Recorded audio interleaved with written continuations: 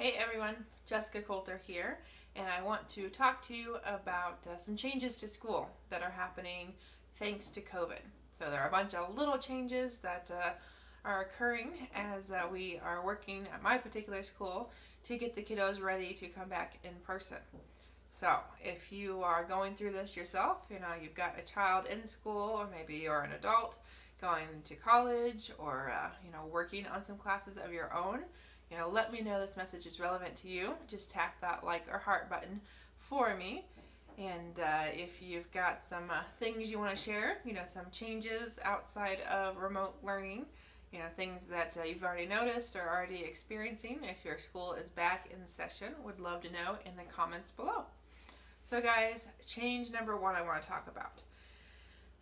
I don't know if you're aware, and like I said, I don't know if you're prepared or already experiencing these things, but something as simple as lining up is no longer the same. So, in elementary schools, depending on, the child, depending on the classroom, and just really depending on expectations in general, it is not uncommon for lineup, especially when it's time to go home, time for specials, lunch, whatever, that there's that mass rushing at the door and everyone's bunched up, ready to go. That is not going to happen this year. There is going to have to be, in my area, at least 3 feet per child. So what teachers are doing at the elementary I'm subbing at, they're putting little kind of stickies or little Velcros, like objects and shapes on the floor so that children know exactly where to stand. And unfortunately, it's still not that simple. So it's not a matter of the mad rush to the door, go stand on the star, you go stand on the yellow circle. No, it is now a matter of, okay, this child goes stands here, then this one can go, and then these couple can go. So there has to be a very certain order of children being released to go line up in their line that's 3 feet apart. And not only does the lineup procedure gonna look like that, then actually walking down the hall is also going to have to be that way as well. So lots of little changes happening, and as you can imagine, that whole idea of learning how to do line up, which 4th, 6th, 12th graders already know how to do, is going to take some adjusting and some relearning, which is going to be hopefully not as painful as it sounds, but definitely big impact. So if you're looking for some more help with school, whether it's in-person school, online, remote learning, homeschooling, whatever it is, whatever you've chosen for this year, thanks to COVID or just your personal preferences, I would love to help you. I have a Facebook group called Students Aiming for A's, and it's dedicated to helping students reach those A's, no matter if your child is a 3rd grader or if you yourself are a grad student. So I work with children 3rd grade and up. So I would love to see you in my group. Just go to the link in the description, answer a couple questions, and you'll be in. So I've got 2 more things I want to share with you. The second thing here is, again, you think a relatively simple thing, and yes, it has been in the past, but not so much this year. So the second thing that's going to be a lot different this year for all classes, at least here in Kansas, is the idea of going to the bathroom.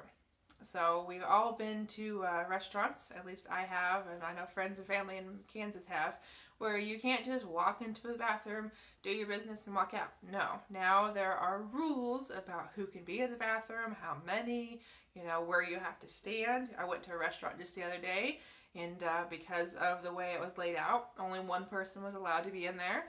And you weren't even allowed to wait in the hall because it was just too narrow to have people walking back and forth. You couldn't do it. So at school, it's going to be the same exact way. There's no longer going to be a, hey, I'm going to take the hall pass, or I'm going to take the bathroom pass and go. No, it's going to be a matter of, well, if you want to go to the restroom, then, we have to figure out how many people are allowed in there. You have to figure out where you're allowed to stand while you're waiting. Are you allowed to stand? And then even just leaving the classroom, which path do you follow? So as you can imagine, if there's 4 kids wanting to go to the bathroom because they just want some time away from class, or maybe they actually need to go, it's going to add a new level of complexity, no matter what the child's age or what grade in school.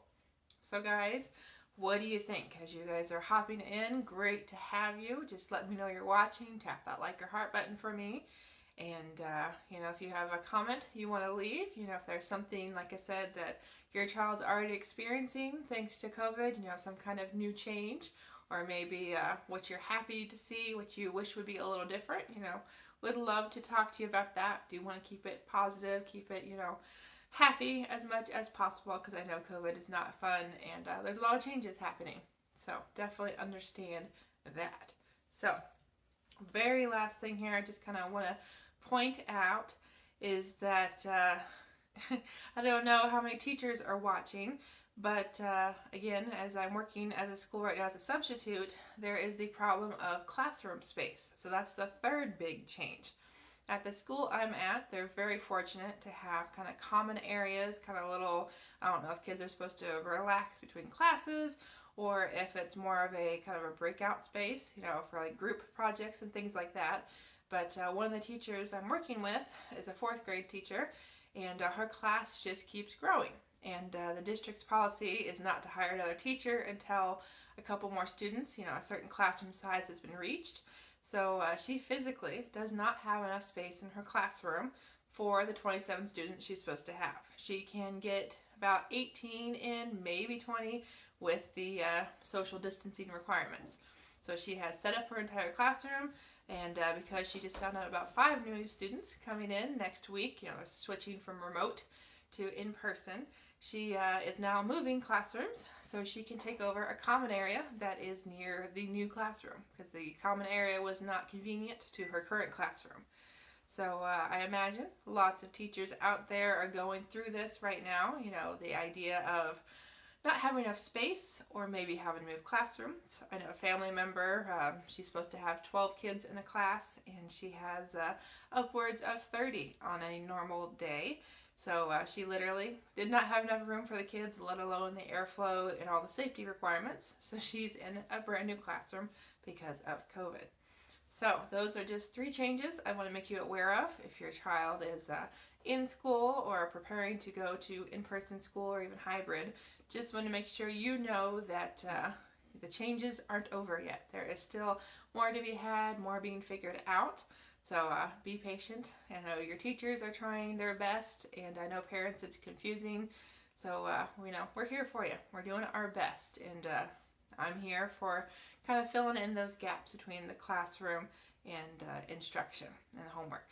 So guys, thank you for watching. If you need any help with schoolwork, again, no matter if it's online, in person, whatever it might be, feel free to join my group. The link's in the description. It's called Students Aiming for A's. And if you are watching, I appreciate you, and feel free to invite people after you become a group member. Would love to still have them answer the questions, just so I know kind of who's in my group and how I can help. So have a great day, guys. Enjoy the rest of your week, and good luck with the start of school.